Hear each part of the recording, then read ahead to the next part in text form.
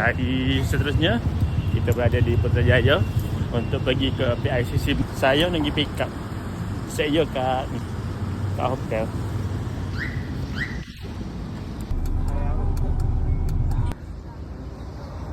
Kita pergi makan dekat restoran kat lah, nasi ulam.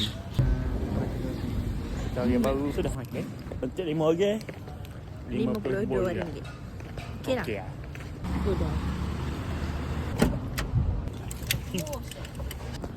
Okey, kita sampai di Putrajaya. Kita wait di sini. Dah boleh tunggu nak masuk ICC tu. Kita akan dekat-dekat dulu ni.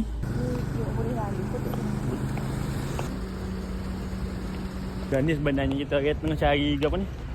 Kenangan kopi.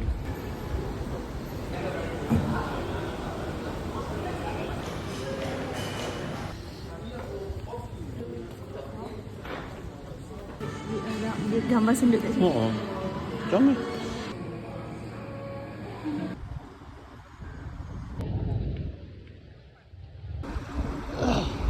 Kita orang silap benar mari masa ni. Kena mari sebab masa ni memang panas. Kita baru sampai dekat PICC. Kita akan naik lift dan pergi ke tempat tu lah.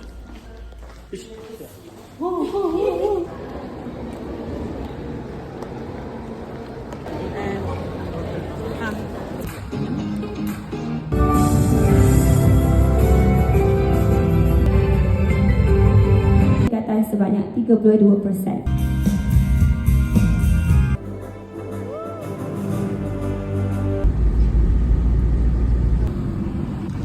Kita baru sampai dekat Bandar Baru Bangi sebab nak makan ni nasi kukus dapur mama.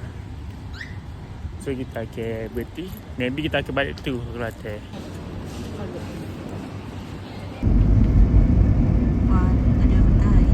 Kita akan berhenti mentah dekat Taman Melati. Saat ni bawa lepas bagi minyak dekat Petronas Taman Melati ni. Sebelum ni kita akan berhenti pergi beli barang dekat Family Mart. And then kita orang akan bergerak terus ke mana? Ke Kelantan, Kota Baru.